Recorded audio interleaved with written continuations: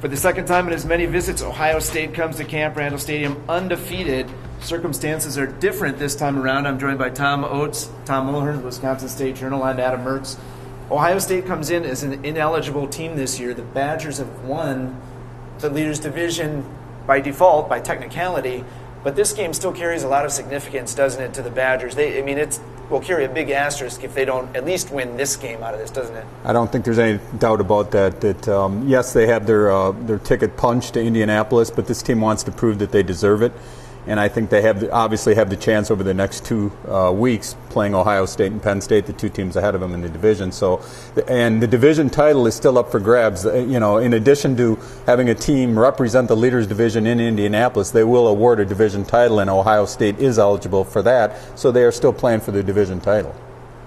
Yeah, Ohio State plays Michigan in its other game, and I certainly think there's a possibility they could lose that game. So.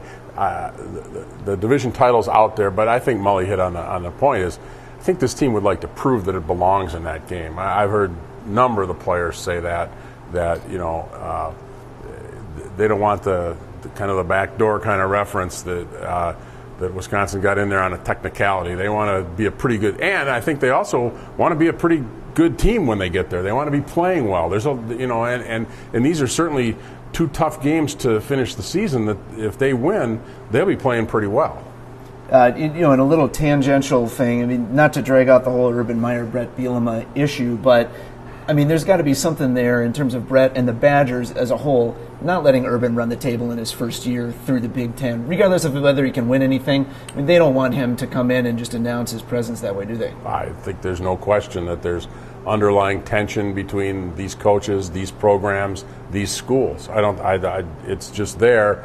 Obviously, it's game week, and I don't think you're going to hear either coach say much about it or players say much about it. But it's there. It's a growing rivalry. There's been a testiness on the basketball floor, on the football field, and I think I don't see why that's going to diminish in this game. In fact, it might be heightened with Urban Meyer's presence because he's a pretty pushy guy, and he's rubbed a fair number of people in the Big Ten the wrong way. And this is just my opinion, but I firmly believe some of what Bielema was doing when the recruiting allegations were brought up was saber-rattling and posturing for the future.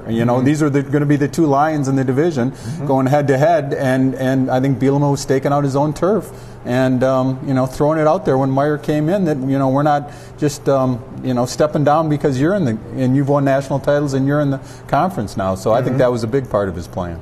We'll propose the deal with it traveling trophy between these 2 schools then. How about that? Monty Ball on the verge of a pretty amazing NCAA record when you think about it. He's got 77 touchdowns right now. The record's 78. Chance to tie or break it, these next couple of weeks. This is a guy who's only played really 2.5 years as the guy at running back, as has been mentioned. What's the significance of what he's done? I think it's big. Obviously those are 2 major records. The NCAA rushing leader, Ron Dane, and now the touchdown leader, all-time career, could be held by the same school. So I think that's significant. I think the first thing Monty Ball should do is send a letter of thanks to Paul Chryst.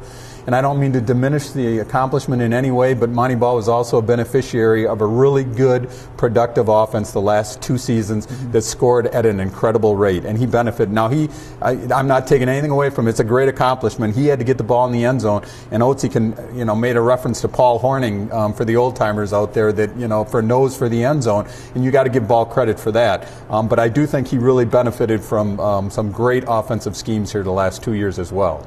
Paul Horning, if you look at his career numbers, does not warrant the Hall of Fame. But as a running back, and Vince Lombardi recognized this with Paul Horning, was as a running back, when he was inside the 5-yard line, he might have been the greatest running back of all time. And I think Monty Ball has a nose for the end zone. I think when he sees that end zone, he runs harder, quicker, faster, whatever, and he just gets to the end zone. I don't think you can minimize that. I don't think they've handed the ball to him in any way, shape, or form to try and pad this run total. I think, James White's had a bunch of touchdowns too, which gets back to Mully's point that this is a pretty good offense to be in. But the point is, he just has a great knack for getting in that end zone, and that's credit to him.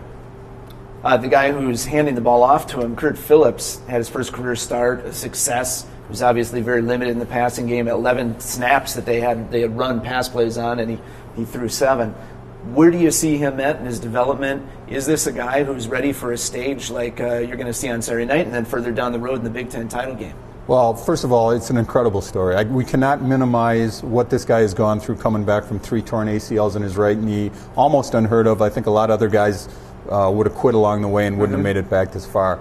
And I think that those 500-plus rushing yards are a testament of what Kurt Phillips means to his teammates, because it was hammered in them all week by Bielema that we have to rally around this new starting quarterback, and that's what they did. And I think it's testament to how strongly his teammates believe in him.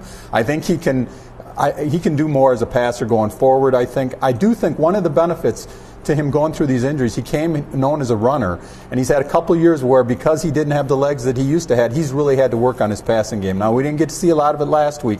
We haven't got to see a lot of it in practice, but I think he's developed more as a passer, and I think we'll see that coming out in the next couple of weeks. Yeah, and I know the head coach doesn't like it when anyone questions whether Kurt Phillips is going to be able to throw the ball effectively, but the fact is he's thrown 20 passes in college football in his career. I think that leaves it open to question, especially when you play Ohio State, Penn State, Michigan, or Nebraska in the Big Ten championship game. You're going to have to throw the ball against those teams. I'm not saying Kurt Phillips can't do it, and you wouldn't sell him short after the way he's come back. You would never sell him short on anything. All I've ever said was you haven't seen it yet, and until you see it, you can't say that it's there. If it is there and this offense rounds out, I think it has a chance to be a pretty good offense. Because he added a running dimension to the offense that wasn't there previously. So he added to the offense. Now we'll see if he can throw the ball. We'll see. We'll have coverage all this week on madison.com and in the pages of the Wisconsin State Journal.